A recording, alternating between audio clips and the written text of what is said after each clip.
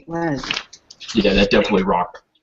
So everybody, this is a group of us wanted to get together and talk about the next version of the Walk My World project. And so the cool thing is that we have a lot of people on the call. Some of us have worked together for a while. Some of us met on the last version of Walk My World. And what we want to do is talk about what happened with the project, and then where can we go from here for the next version that'll start up in a couple weeks. So with that being said, my name is Ian O'Byrne. I'm one of the people that helps out with the project, and I currently work at the University of New Haven. So with that being said, Julie, you want to introduce yourself? Hi, I'm Julie Wise. I'm from the University of Delaware, and I was invited to join the Walk My World project just by simply being involved.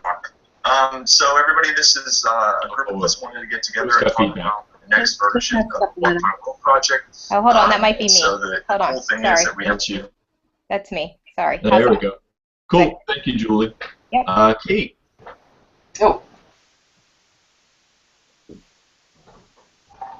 Can you hear me? Yep, we got you. Oh, cool. I've got a headset on because it's 5 a.m. So I'm from New South Wales, Australia, and I sort of joined the Walk My World group through Twitter. I saw the link, and I'm a school teacher, primary, which I think is elementary, so kindergarten to year 6. And I had a little school, this year, it's nearly 2015, a little school that I was working at, kindergarten to year 6, all in one class, and they were part of the Walk My World project at the beginning of this year. So yeah, so that's me, and I'm here now, and it's great to finally sort of see all the faces behind the and the Twitter hashtags. Most definitely. Most definitely. Cheers. Christy. I think she went to get the baby. Did something. Oh, she's off. It's muted. Hey, Laura, you can start us off. And what was on your shoulder, Laura? I don't know if you can hear me. I hope I have the volume up loud enough. I'm Laura Krenicki. I am doing an online class with the University of New Haven, but I'm also a 6th grade teacher as well in Connecticut. Very cool. Ryan. Hi, I'm Ryan Risch. Am I broadcasting? Oh, yeah. Okay. I'm frozen on my end. I'm in Kennesaw State in Atlanta, Georgia, and we did the mock project last year with a group of pre-service English teachers, undergrads, and I guess we had a grad class involved too that Stephanie was part of. Very cool.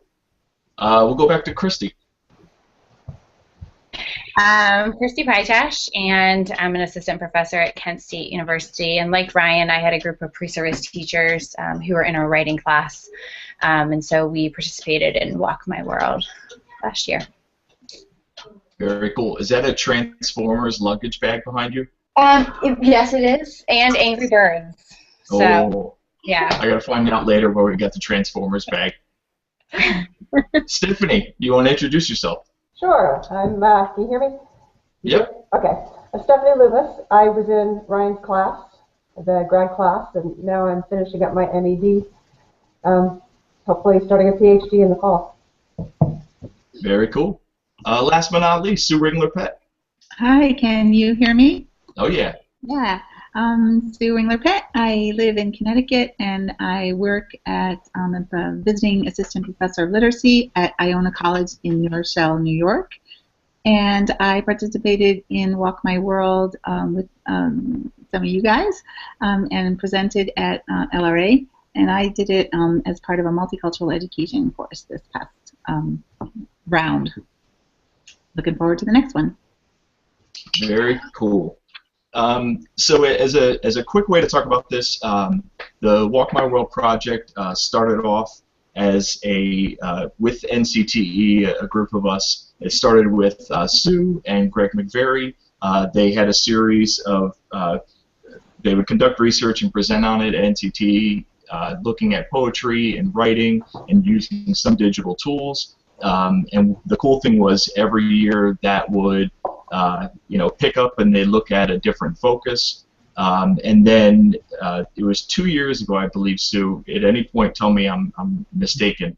About 2 years ago, we were in Boston, and we were trying to figure out what's the next step for the poetry and the writing in the NCTE pieces. And with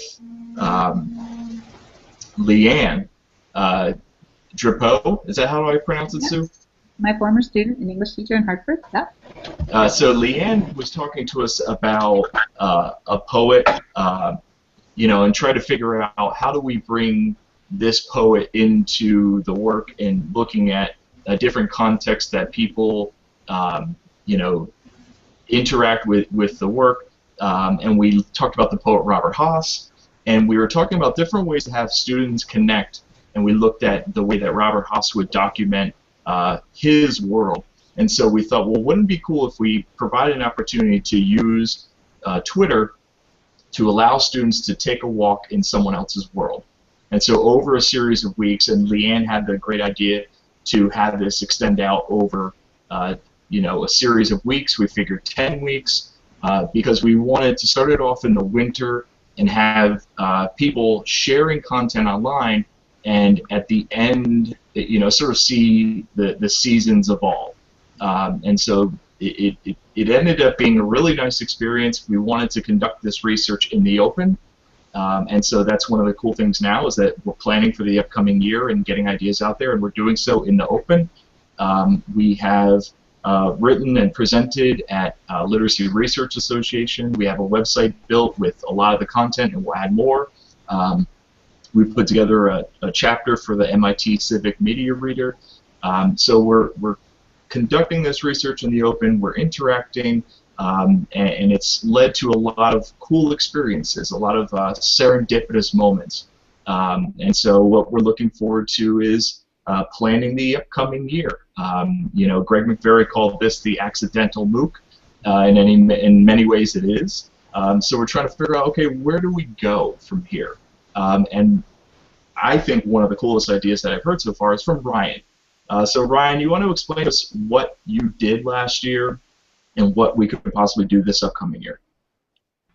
Sure. Well, there was the context of the course was, I guess I had a group of undergraduate pre-service teachers who were taking a tech and digital media class, and I have a lot of free range in that class, and so we do all kinds of stuff. Was everything from social media to using GIS software to study neighborhoods. And I also had this grad class that Stephanie was enrolled in, and there the class was about participatory culture and participatory culture as a way of studying literature. We were using Jenkins' book, and Kelly's book in that class. Well, out of those two conversations, I think we were, it was definitely experimental. Like, I definitely didn't know what I was doing. Stephanie could attest to that. It was totally, from week to week, we're just trying to figure it out. But the way we broached the subject or broached the project or presented the project to everyone was to wrestle with the ideas of what it means to present your world to other people. And so what do you choose to share if you're trying to present a representation of yourself and your world? And then what does it mean to understand someone else's world? And so how do we read other people based on what they're sharing? What cultural models do we bring to bear on what they're sharing? And that just led to a lot of great conversations on our end as the interactivity. And I think in the beginning we shared a lot of objects. There was a lot of like shoes, and there was like people walking. Right? It was very kind of object oriented in the beginning. And then it got more people-oriented, where we was like people in places and different people doing different things and that kind of thing. And so we talked a lot about class, we talked a lot about race, we talked a lot about place. What are the cultural models that we would bring to bear? For example, my students in the South on a school like Christie School in know about Ohio. And what sense are we making of people from Ohio, or what are we worried about that people are reading us in the South? Are we being read in a particular way being in in Georgia and Atlanta and that kind of stuff. And so that was the kind of the frame for the conversation, and it had all kinds of different tangents and lines of inquiry from there. And so a lot of what you did was you used mapping software to track what was being said and what people were saying. You shared some documents earlier, and we've had a little bit of dialogue in the emails. How would you see it impacting what we do in the next round? What do we have to set up? What do we have to consider? Yeah, I don't know if you wanted to get into one thing that was interesting to us, and it was less about the project and more our project for understanding particular neighborhoods in Atlanta. Well, I'm interested in maybe adding a geotagging type activity or layer to this. So where we're actually plotting each other on a global map, right? This would be really exciting with Australia, all over the U.S. and that kind of stuff. And so that when we're reading a Twitter handle, we have a geolocation for that, right? And so the world is not just represented by that person and what they share, but then we have this geographic location that we can add as an added layer. And I'm not sure. I mean, we could definitely do that with Google Maps and that kind of stuff. Maybe on a host website, we could definitely lay down a layered custom map where we plotted each other. We shared it with each other and allowed ourselves to plot different things on that map collaboratively. I don't have a grand idea what that means or what. It's just an idea of adding a layer to what we've done in the past. I thought it was cool. What do other people think? What are everyone's ideas so far? Well, Ryan, did you mean that Walk My World would run somewhat similarly, so we'd need to come up with sort of the content for that piece, but the layer that you're talking about is mapping who's participating, where, and how much, that sort of thing? I think that's kind of fascinating. Yeah, mapping who, but also you could actually geotag what you're sharing, right? And so you could be out running or out walking and take a picture and use the geolocation technology with your phone and actually geolocate that on a map. So your tweet actually has a geographic location. So any participant could do that? Yeah, anything you'd be comfortable sharing. That is more and different.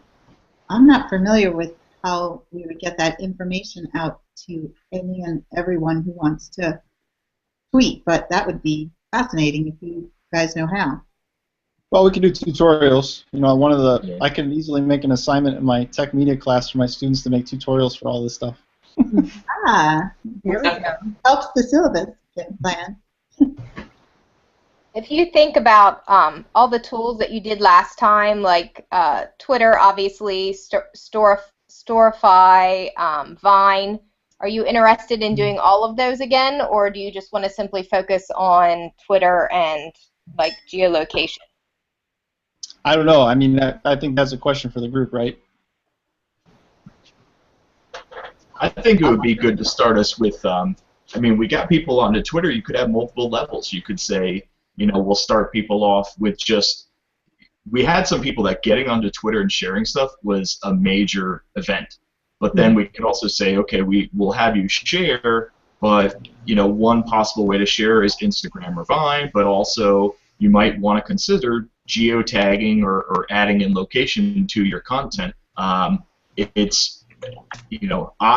will require my students to do it. I'm assuming that Laura will probably do the same as well. But well, and some of that last year just happened by itself. So in terms of we started out with Twitter, right? But then some people started using Vine, and so it was interesting to see just what people came up with on their own, and then what tools they decided to play with, and so I think some of that just happened, Julie, to kind of answer your question. It just seemed to last year happen on its own without, I don't think and you have to use Instagram. I think people just started to, and then some other people saw them, and then it just kind of became, We were requested to, I think, by the I think, didn't Ian have the, well, that's how I worked it out, because each week or with a new little focus or whenever it was, I can't really remember, Ian actually suggested what to use.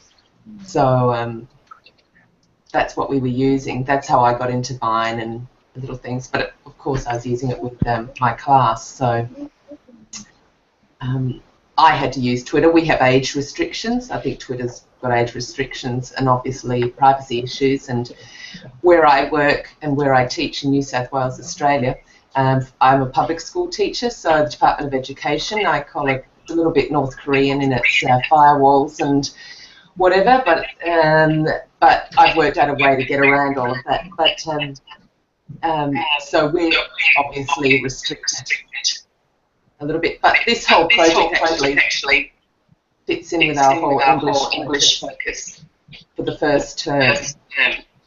And I have stage one or grade one, very small or young class this year. Kate, how do you see that it fits in with your class? How is it Kate? I'm sorry. I'm just holding up. This is our brand new Australian syllabus curriculum. For New South Wales, it's been slightly adapted. We have an Australian curriculum, and then each state changes it a little bit just to fit with the requirements of the state. So this is brand new. I've got a lot of feedback coming back through my earphones, so it's a little annoying. Sorry, guys. Hold on. I'm just in my. Yeah, that's better. I'm not hearing myself. There we go. Great, that's better. So our focus for this term, for instance, is appreciation, which is the main focus, and it's on story and poetic techniques and figurative language and points of view. So I managed to, what we're just discussing, and with the geotagging, I've also got a friend at the moment. He's works for UNICEF. He's flying a hot air balloon around the world, and it's a 4-year exercise. So he's at the moment in Kazakhstan, and we were going to have a lot of connections with him as a global connection, and listening to his story as he's going through each of the countries with my class. So that was a very big project that I've focused on this year with them. So this. Just listening to, I can't remember your name, sorry, the guy with the timber ceiling. I can see Ryan. Thanks, Ryan. Sorry about that. Just listening to Ryan talking about geotagging and appreciating reading, and how we were reading stories, each other's stories. That's how I linked it in with my students. Is that they're actually I've got my own Twitter. I've got my own Twitter account, but then I've got my classroom Twitter account as well. And then the children are actually reading. They're following this whole journey and others' journeys. Because so far the content's been pretty good. It hasn't. I don't think we've come across anybody who's trolled or used the hashtag for other things. So. You have to sort of be a bit aware of that. But yeah, I've just sort of, I don't know, I've just been able to link it up through the syllabus. It's a great new syllabus, a great new curriculum, so it really is focused heavily, the Australian government's really focused heavily on digital literacy and all students being digitally literate, so from kindergarten onwards. So I find that there's elements of this project that work really well in with the with my students. It doesn't matter. I think one of the best walks was actually done by my kindergarten student. That was Rani. That was that little photographic. She just took a camera. I read a poem of Robert Hass, or Haas. I'm not sure how you pronounce it over there. But and she just loved it. And she was 5 years old. And she took my camera, and she went out with. As I say, this is a tiny school, and I've been brought in to do, primarily this year, my role has been gifted and talented enrichment using digital technologies. Anyway, Rani got taken out by the teaching principal, and you know, we'd had a little talk about Robert Hass and, you know, what a watershed was, and I think it was the focus of one of his particular poems.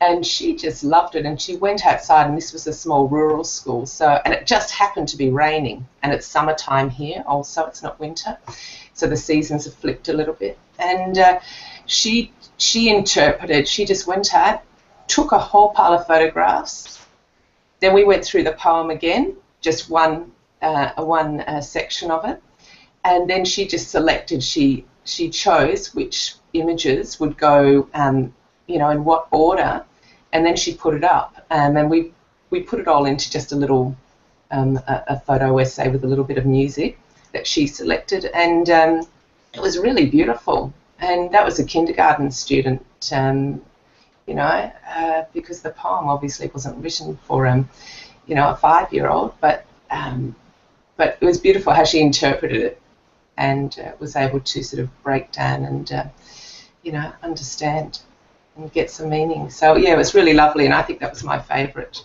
Jenny. So it just shows that young students can take on, and I really loved the project. So maybe also I was very passionate about it, and yeah, it was a great group of kids to do it with. I think that's one of the keys, is that you know, we've had this struggle with what are the expectations and like what is the content. You know, we wanted to make it as approachable as possible so that anybody can jump on, and not, you know, we wanted to have almost like levels within it. And so we had like one thread of content and stuck with the 10 weeks and explored a poet and kept it really basic, but then we had sort of offshoots from it, and different people modified it to their own needs, and that was powerful. So one of the things that we have to talk about is, you know, if we stick with the same, you know, do we stick with the same 10 weeks? Do we, what content do we focus on? What content would we like to include? It seems, you know, if we use Ryan's idea of the geotagging, if people are comfortable with it, like we did with the last round of Walk My World, we had a lot of tutorials. You know, what content do you want to focus on? What do we want to have people doing over the 10 weeks? What are they sort of reflecting on to as they share this walk in their world?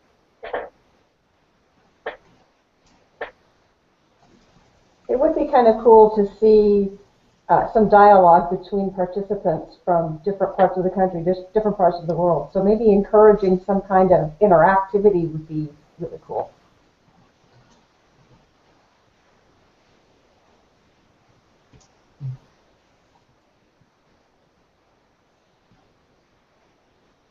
Well, I know a lot of you have content teachers, and I had sort of talked to Sue about this a little bit, and I know there was some issues about the whole poetry focus, which I think is great, and I think poetry belongs anywhere in content, right? But sometimes we have to be real specific as to how it fits into content. And I like the 10 weeks, and I like the geolocation, and I like Kate's idea of, you know, appreciation and what is your story and your point of view depending on where you are.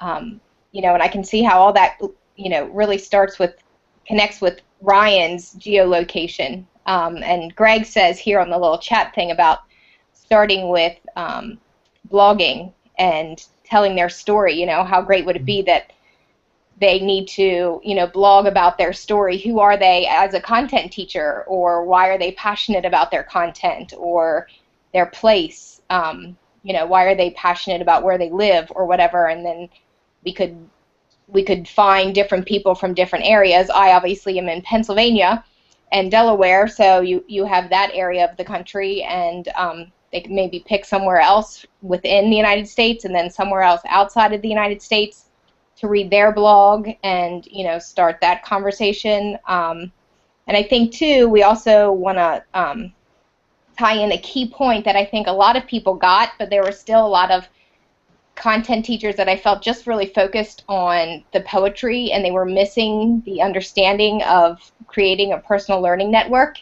and that we were teaching them, giving them tools to connect with other people, experts in their field. They didn't have to pay to go to a conference. They didn't have to, you know, wait for professional development, but they could go out and find people who can answer their questions. And I feel like maybe we need to be a little bit more concrete about our purpose behind walk. It's not just simply to explain our walk and to try our tools and to walk in somebody else's shoes, but to reach out beyond where we live and make connections with other professionals in our focus area. That's my point.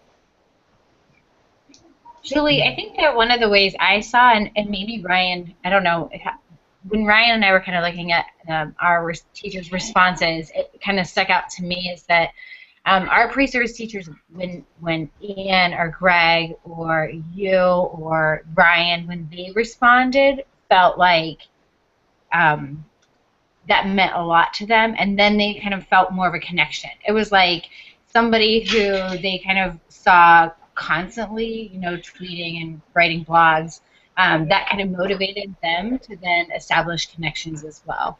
So I think that's really important. As we think about our role as facilitators, to me that stuck out when Ryan and I were looking through our data, that the pre-service teachers kind of made note of that. Like, oh, this person tweeted me, you know, this person responded to me, that made me feel this way, now I feel more connected as well. So I think we have to kind of think about, you know, who are we going to be in this journey, and how do we kind of facilitate those as well.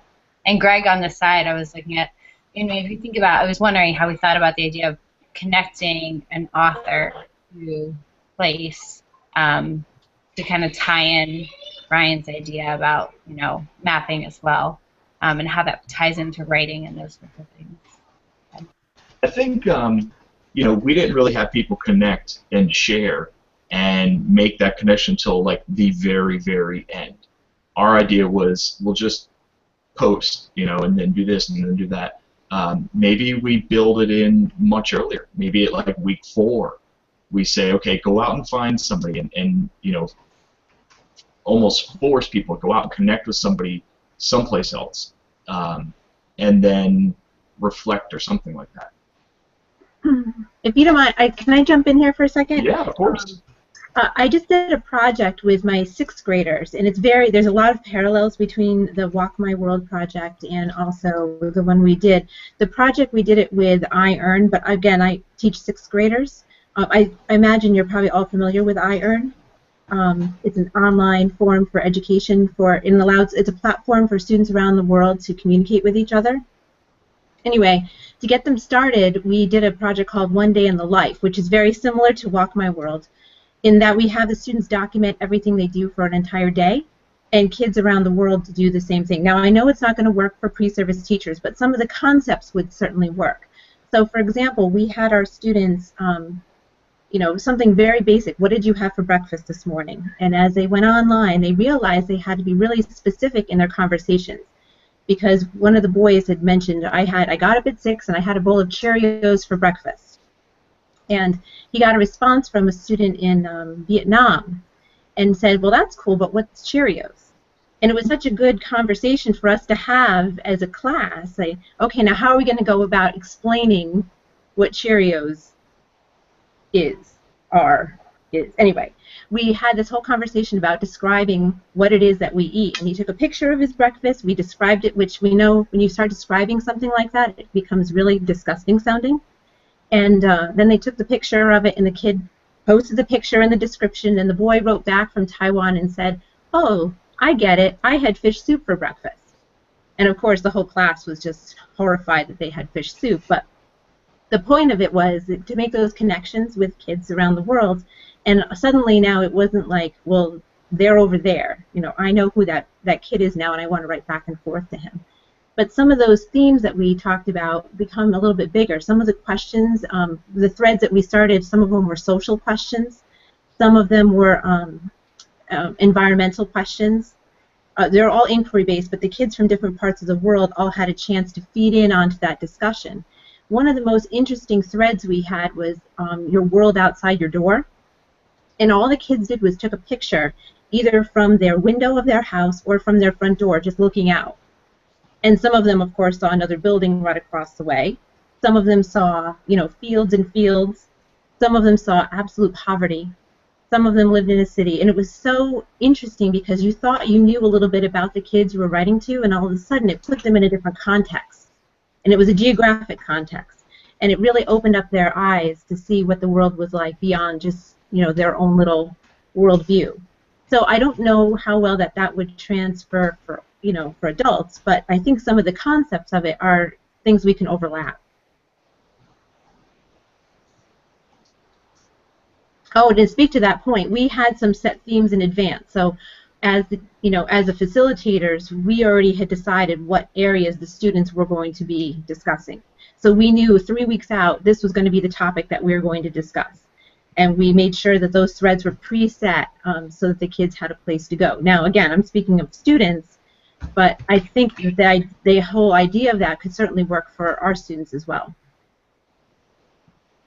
Laura, I really like that. I mean, it really speaks to. I tried to frame our participation as developing empathetic stances towards others, and for pre-service teachers, it's about developing care for other people's children, right? Which tends to be a big problem in America, where we don't care about other people's children, right? And so I really like those ideas, those themes of capturing similar things, so that we're all looking at something to share in common, like a front door, right? But it looks so different across, across context. Anyway, that's great. I really like that. It seems like a simple thing, but it's strange though those simple things can become really quite profound. Mm-hmm. That was. Can you hear me? Because I don't know how this works really. Yep. Sorry. That was sort of the idea that I was after when I took it into a multicultural education class. Just the idea of walking in someone else's shoes and the empathy aspect. It never really played out for me because I didn't follow the project as well as I planned to. So I'm kind of excited to try that again. And I agree with a lot of what's going on in the group chat, where it can be for pre-service teachers, in-service teachers, and also young students who get involved through their teachers. But I really like that.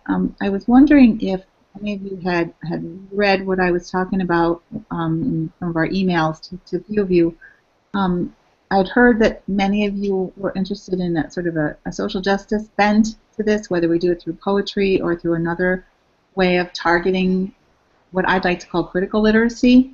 And I know that critical literacy means lots of different things to different people, but I think many of us work in literacy of one sort or another, digital, critical, content area, ELA, and I wondered if we could, if you guys wouldn't mind responding to what I had mentioned about, is this at all Freirean, and can we somehow connect the notion of reading the word and reading the world to Walk My World, or was I kind of way out in, because I really thought of that at 2 a.m.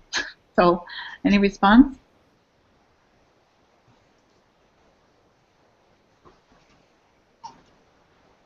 I can explain a little more because it came out of my reading of the piece that Ryan sent from Peabody and out in Vanderbilt, and they were really the whole notion of what do you call it? Geospatial geo-mapping, counter-mapping, related to the idea that if you well, help me with this, Ryan. But it seemed like it related to one's sort of geospatial counter-mapping. Thank you.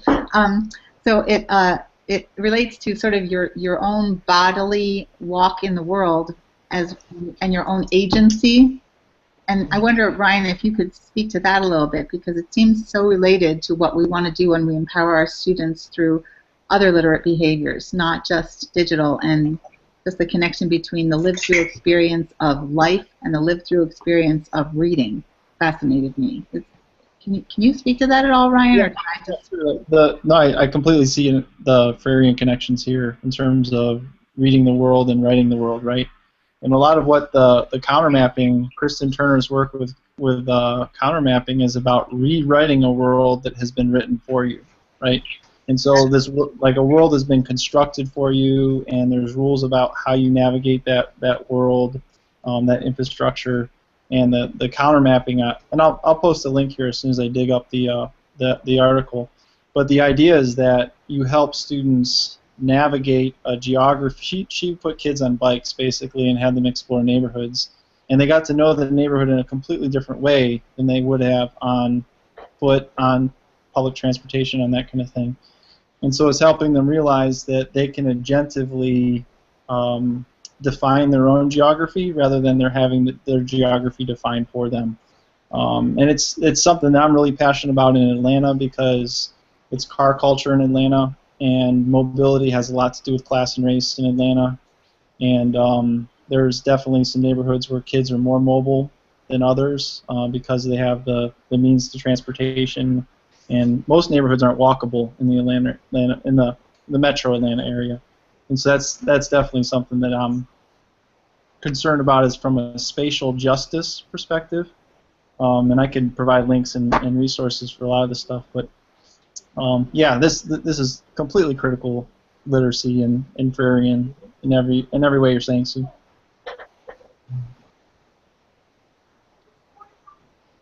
Stephanie, how would you see that coming together? It seems like you understand how we could make that happen, because I want to do that. So how do we do that? Isn't that why we're here? Yeah. I think if we set it up weekly so that as we're walking, we're focusing on these different things. One leads to the next. I kind of did a flow chart on my paper here. So where we're from really does help establish our identity. Our identity helps us establish our passions. And at that point, we've been doing this long enough that we can start interacting with other people who are in different places, which for me is the beauty of the internet, is these great relationships you can form without actually having to be face to face. And then as we do that, then we can get into the content. For me, relationship comes before content, because we can understand the content better if we understand the people who are involved better. Does that make sense? That's to me. That makes sense to me, Sharon. As I'm kind of thinking about all the conversations and looking at the chat, one thing I think we want to keep in mind, I love the idea of the front door and having those kind of shared experience, but then also thinking about how do we then give people the opportunity to not be defined by those things, as kind of Ryan was bringing up, right? So that just because I look out the front door and I'm in the suburbs, or I look out the front door and I see whatever it is, field in front of me, whatever it is I see, doesn't necessarily define me. Just my geography doesn't necessarily define me either. Or the idea of people that are moving constantly. So I like Ryan's kind of thought about how do we provide kind of a narrative and counter narratives in this space as well. That was a big thing for my students in the South, their participation.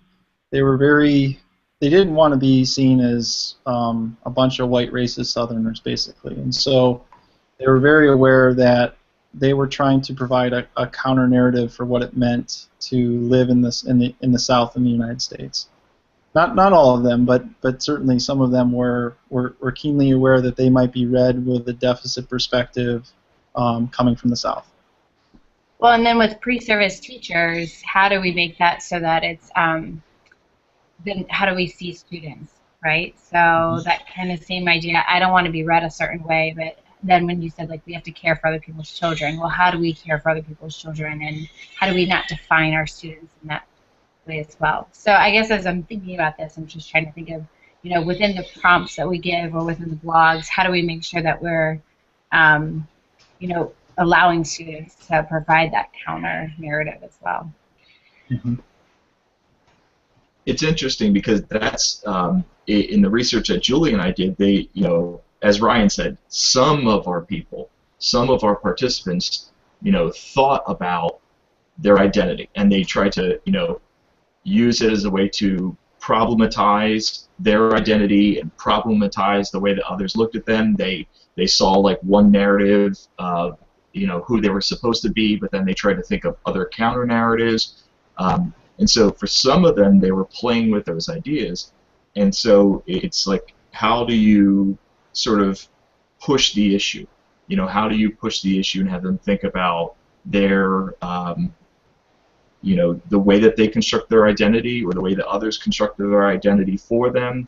How do we sort of push the issue a little bit? Because, you know, for me, you know, and for those of us that do this with like a pre-service population or you know, a practicing teacher population, you know, it's thinking about your identity and then how that impacts the students that you work with, and, you know, how do we provide it in this 10-week window to get them to go on, think about power and passion and identity in place, and then from there take the next step to reach out to others and have this dialogue about expectations and identity and these different narratives. Julie, what do you think?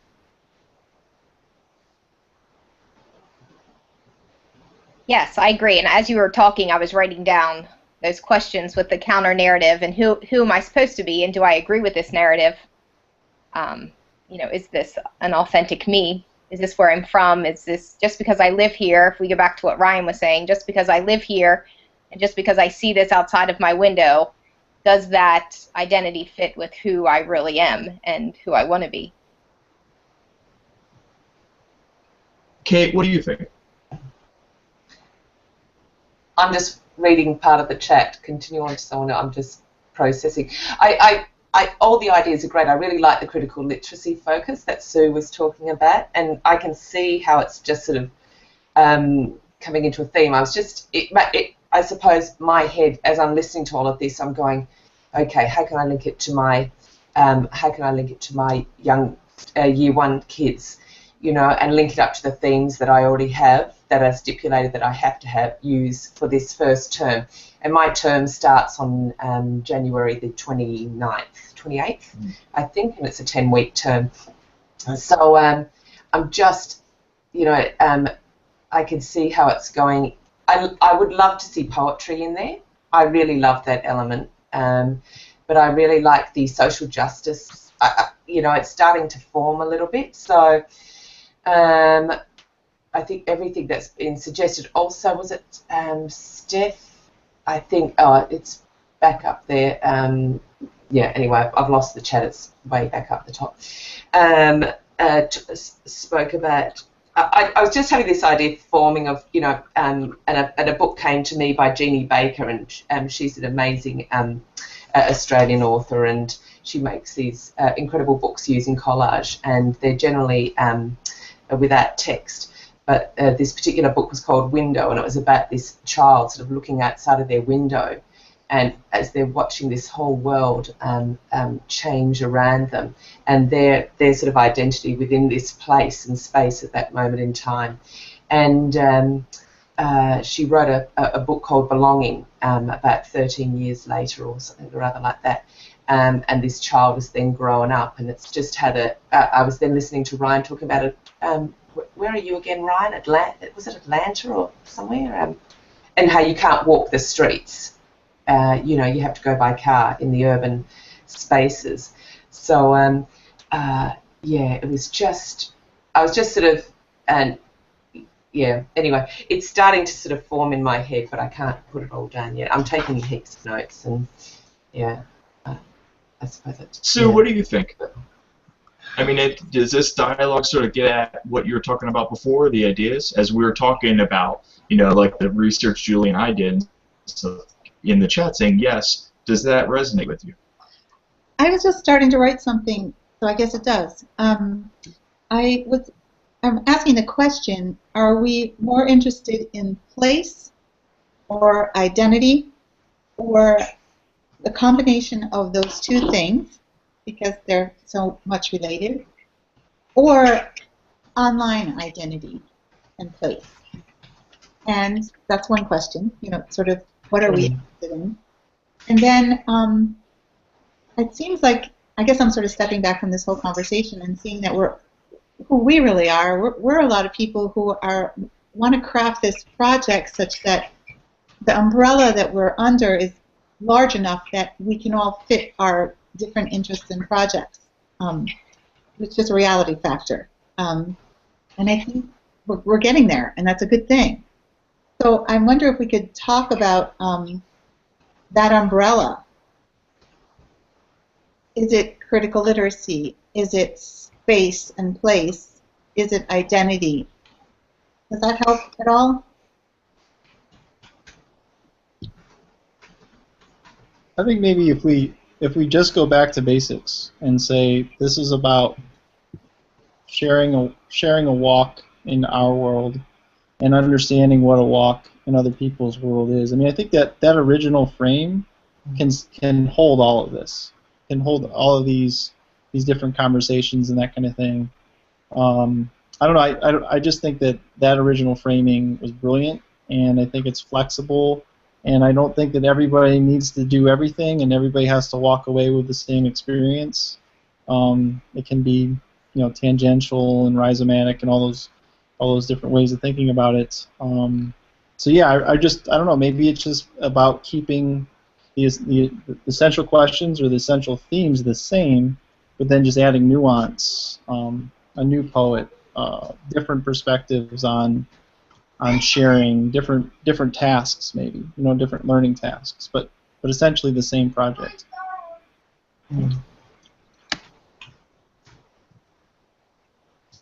I agree. I think it's nice to have it's simple, and it could be, okay, we're going to have the 10 weeks, we're going to have a different poet, we're going to have new learning events. Maybe I would love to see new learning events, but then sort of advance everyone more quickly. Get people to connect a little bit earlier. I'd love to see the GPS geolocation element layered on top. I like, I agree, Stephanie, learning events that have people connect earlier and more often. And, being able to, because as we started Walk My World last year, I had no idea the stuff that we would find in this. And so for me, the challenge is, if we have that basic infrastructure in those 10 weeks, and we have a way for people to connect and for people to interact and share, then the nuances, as Ryan talked about, that was the really cool stuff. And so it was the cool stuff, but it also was an opportunity for people to get confused and lost. And so it's like, I would love to have a spot, and we have the Google site set up, but a spot that basically says, here is like the base level. Here is the base level, it's 10 weeks, here's the poet, here's the learning events, but then, Ryan's students, and my students, and Laura's students, we're all doing a different, version of it. There's a different flavor to it. But I want to figure out, how do we set it up so that if I'm a high flyer in my class, I can go online and I can look at what's happening in Ryan's group.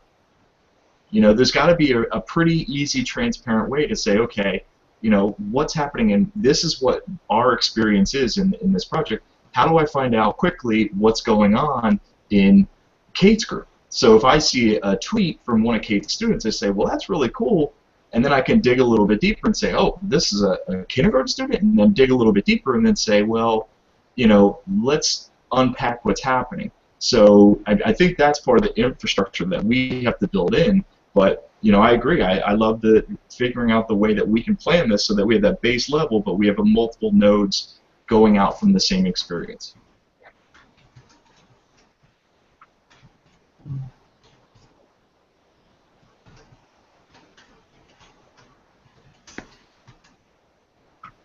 Yeah, and I like that idea of reaching out early, and I don't know, I agree with the flexibility, and because we've been through it, it's easy for us to say pick and choose. We know how the tools work, we're comfortable with each other, but I think people coming into it, I know one of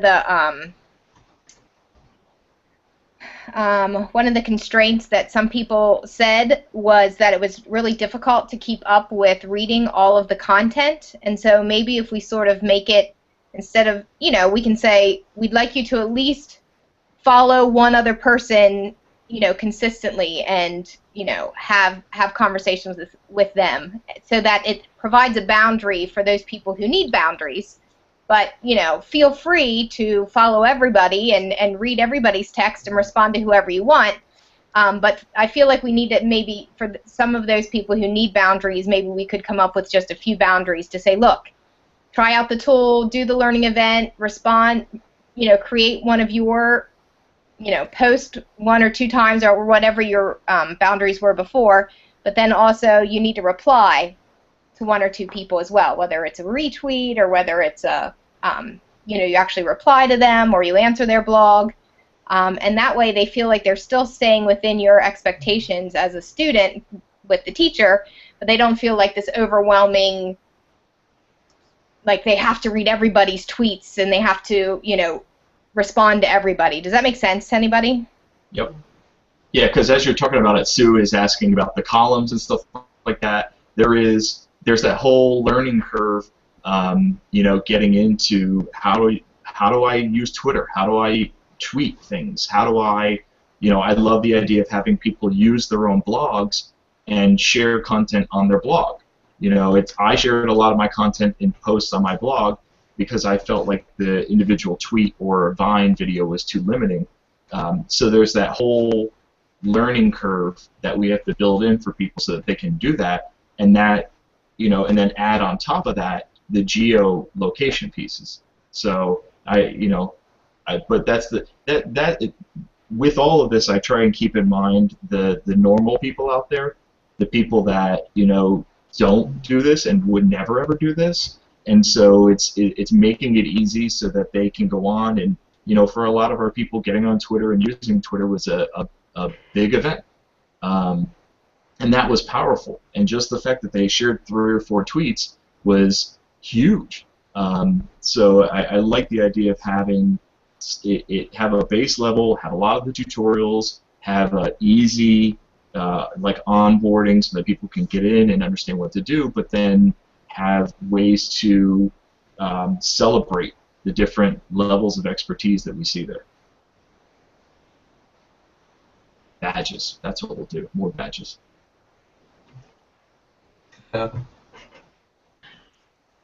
You knew it was coming at some point. One of the other things we like to do is have more assessments. Last year, we ran an initial survey to figure out who people were. I want to take a little bit of time over the next week or 2 and clean that up. And by week or 2, I mean 2 to 3 weeks. Clean that up and have like a pre-post. I'll send all that out online so that everybody can take a look and add comments, things that you want, data points that you want, because we got some pretty interesting data. Julie and I want to look more at risk and risk awareness and aversion and stuff like that. But it's we'll send that out to see what other people think. We got about 5 minutes to go. I mean, we could stay on all day, but I think that other people have lives that they want to go lead. Anything that you want to talk about that we haven't talked about yet? If I could just riff real quick on Stephanie's idea about levels. I think there is a part of this where it is introductory towards more experience, right? There's definitely that part where there's people that are just getting used to these tools and just figuring it out, and it is, as Ian says, a big deal for someone even to tweet once or to use a hashtag, right? That's something that should be acknowledged. So I think there is that element. But I think there's also, so we can think about vertical levels of participation that way, but I think also we ought to think about horizontally, where it's not necessarily about being advanced or intermediate or beginner, but it's about chasing down a tangent. And so someone that might really get into a certain aspect of this can kind of run with it for a couple weeks, right? And it's not that they're on a vertical level, they're just on a different path than someone else that's navigating the project. So I think that there's probably, maybe it's badges, maybe it's something else, but there should be some kind of validation about becoming a more proficient user of the tools. I think that's important. But I would hesitate from saying that the geospatial stuff is advanced and the critical literacy is intermediate. Anything like that. I think we have to allow that to be more of a horizontal path choosing than a vertical, designation of level. Mm-hmm. Can I say something? Oh, yeah. piggyback on what Ryan was saying, and I could just see. I'm sort of reading what Sue's writing too. Obviously, for me, I found I keep thinking last year. I found the First Walk My World project great. I really liked the way the website was set up. I liked each week. I think they were weekly. Were they weekly sort of tasks, and I could almost pick and choose because obviously for me, I sort of did a little bit of a walk myself, and I sort of chose what I was going to do. But I had my students as well do it, and we obviously couldn't participate. I was reading earlier in the chat up there. Our walks are going to be significantly different from others. So I think I just love the simplicity of the website, and because I'm very comfortable using digital tools, but I can many of my colleagues who I work with are not, and so to be confronted with many different tools, and it's also whether they will take time to actually read the tutorials. Obviously, if it's your tutorial group at your graduates or whatever at uni, it's a requirement of them to do that. But I think we have to be careful or underline that it's that they are. You just don't want to overwhelm people with lots of different things, because once it becomes overwhelming, it takes up time, it becomes frustrating, and then they disengage with the project. And I think in some ways I'm reading a lot of things, and I know this is the first meeting, but we probably, to know what is the goal of this project, what is the one, if we could put it into one sentence, what is the specific goal of this project, and what do you want to achieve? There's many different paths to that we can travel, both digitally and whatever. Whether some of us want to use blogs or wikis or Weeblies or just Twitter, even Facebook, Instagram. My gosh, there's so many different areas, but I think that's probably what I need. Myself is to know what is the specific goal, because then I can plan sort of around that loosely. And I suppose I loved the organic sort of feel of the initial project, that and when I tweeted out children's work or students' work or whatever, you weren't made to feel that, oh gosh, you were running behind. We needed to keep up with what were the what the specific digital requirements, I suppose. And when it sort of just throws me a little bit off when I hear Ryan talk about that we need, you need to have, correct me if I'm interpreting this incorrectly, but that you need to have particular or accomplish particular digital goals. Or skills using particular digital tools. Is that right? Or because obviously, I mean, that's going to be pretty tricky for some people. I think it could be option. I think it could be. There's some probably basic things about Twitter that are shared amongst all of us, but then I think after that, it'll really be the users and or the facilitators who define what's important. Okay. Because I hesitate to say that everyone needs to know how to use Instagram or everyone needs to know how to geotag. That's definitely not. I didn't mean to suggest that. Because I would imagine that geotagging comes up automatically. You can set your iPad or whatever, and it'll geotag everything. Now, a lot of people, I am, to a certain degree, hesitant about geotagging, especially with images. That's a personal viewpoint of mine, and I have a very quite a large online identity, but there's just particular areas that what I choose and what I don't choose to geotag or allow. So I think maybe we need to also, I think this is sort of ideal, actually, and I put it in the link earlier. Dr. Bronwyn Stuckey, she actually, I think, is connected up with Atlanta University of Atlanta or something rather like that. But she's an Australian.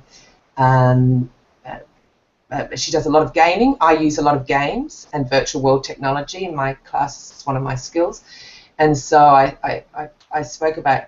She speaks about the lived curriculum. And it's, you know, when we're online, it's that these are ideal times to actually embed and, you know, create these what meaningful digital citizenship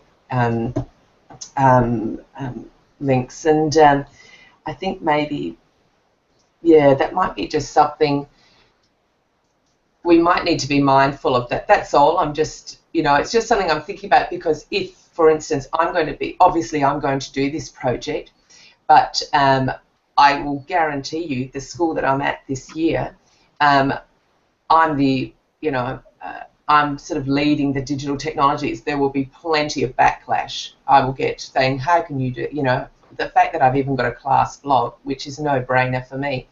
But, you know, I'm going to have a lot of teachers going, well, you can't do that, you know, it's this terrible world we live in and online. So obviously I'll have to get permissions from parents and things like that. But yeah, it would, maybe that's just, I'll probably put it up on my blog, because I'll put up a whole section on this project and the information. But yeah, it's just something to, I think this is an ideal opportunity as well for perhaps new, did I just mute myself? No, you're good. Yeah. But I think that's important. I think that you have, you know, we have to make it approachable. You know, we have to make it approachable and seem like people can do this, because I agree with you. A lot of us blog and we're out on Twitter, and there is this huge, in academics, you know, there's this huge issue of, you know, why would you blog? Why would you post? Why would you tweet? Why would you share? You know, I should not share anything right now. Everything should be locked down, or else I won't get tenure. You know, and then in our K-12 schools, the idea of open is there really isn't open. You know, I mean, Christy and I just did a whole chapter on open learning in K-12, and it doesn't exist. You know, because most schools are afraid, or they're terrified that they're going to get sued into the Stone Age. So it's making it approachable, and then having a spot to have this dialogue about what could you possibly do. You know, how do you be a proper digital citizen? You know, and be safe and also be private in the current culture and context that we exist in. And recognize, I think, especially with Twitter, I've you know, recognize what are the signs of, hold on a moment, you know, once a hashtag becomes very popular, it generally is targeted. And hold on, what links do we click on? What links don't we click on? So I suppose in some ways we've got to legislate for the sort of the naive or the new user, if we're encouraging them to perhaps have a go with this, that we just need to be mindful that and obviously I'm a big gamer. I game a lot, but badges are not my thing, and I just wanted to draw on that. I simply, in this context, I don't know. Oh, but I suppose if you're doing it for research, you know, you'd probably like to see how we all handle that. But yeah, I think it can add a sense of competitiveness to, and change what was the original idea around this project. That's all. I'm just putting it out there. That's probably one thing I personally wouldn't be keen on, but that's a personal point of view. Okay, I'll stop talking now. Well, I mean, two quick things. It's interesting because it makes me think about what would badges do to the cool sort of like just organic activity that we had. Would there be this sort of like competitive piece? But then also the other piece is, and you said this way early in the meeting, but then also now at the end, you know, just making sure that nobody's gotten trolled yet.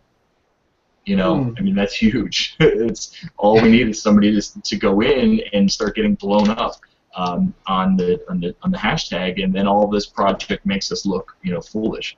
To wrap stuff up, Julie, any last thoughts? Nope. I think that this was fantastic, and now it just comes down to approving of the pre-survey and setting up a time when we want to start that works for everybody, or just I have that post or that article that's going to come out in the Reading Teacher from IRA.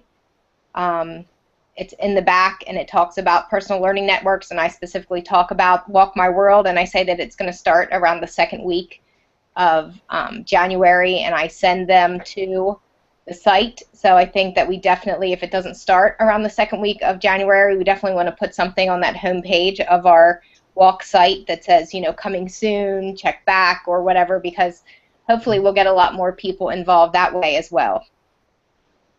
Very cool. Paitash, any last thoughts? I guess I should unmute myself first, but no, I think that sounds great. Like I said, I think the chat would be helpful if you can document it, and then. Okay.